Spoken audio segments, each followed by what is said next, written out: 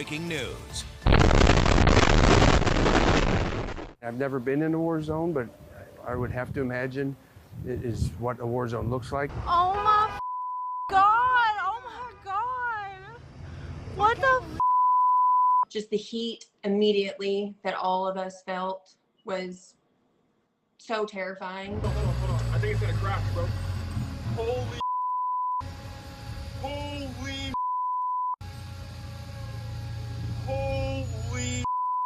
It feels like a movie. It feels like disbelief. I got to hug my girls this morning and just thankful to be alive. At least 12 people are confirmed dead, including a child, after that UPS plane crashed near the Muhammad Ali International Airport in Louisville. Thanks for joining us tonight at 10. I'm Tricia Mackey. Rob's off tonight. Today, Governor Andy Beshear and other top leaders gave some updates on the crash as that death toll continued to climb all day long. Rob's in Louisville all afternoon. He has been anchoring our coverage and has more. Tricia, thanks. We're in the early stages of this investigation because the NTSB just arrived today. But they say an engine on the left wing of the plane caught fire and detached, and that's what caused the plane to crash. Now, we want to show you the video of the actual crash once again. This was recorded from a business in the area. You see the plane is already on fire when it crashes into the ground, sending a massive plume of smoke into the air. We have identified the cockpit voice recorder and the flight data recorder. This is what is commonly referred to as a black box. We have investigators now that have located it. As you can imagine, it's suffered some heat, not intrusion, but heat around it. These recorders are built for that. And just before we get the question, these recorders were updated from its original manufacturer. They are L3 Harris, installed at 2 different dates. We're going back and verifying that.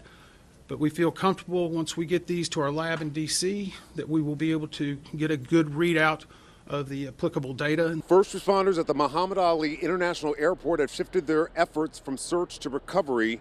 The UPS cargo plane was headed to Hawaii and crashed around 5:20 last night. UPS reported that there were 3 crew members on board when the plane went down. Louisville officials say the plane was holding 38,000 gallons of fuel and the fire burned for hours.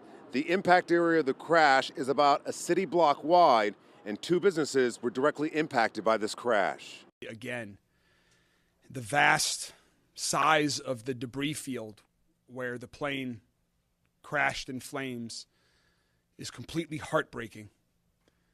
And our thoughts and prayers are going to be with the victims' families for as long as it takes for them to begin the recovery process, which certainly is going to take a while.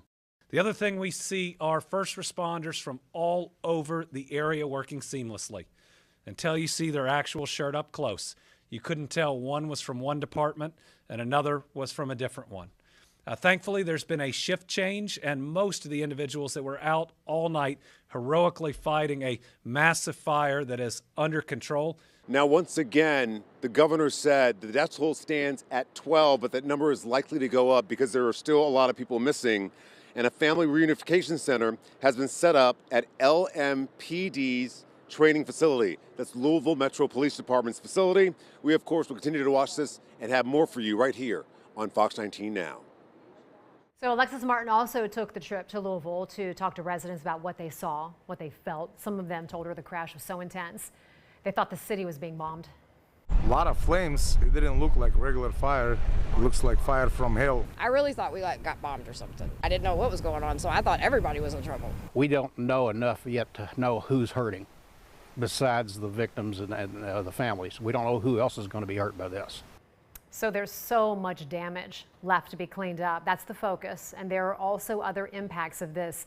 Since it happened at UPS Global Aviation Hub, the shipping company says this is going to result in some delays.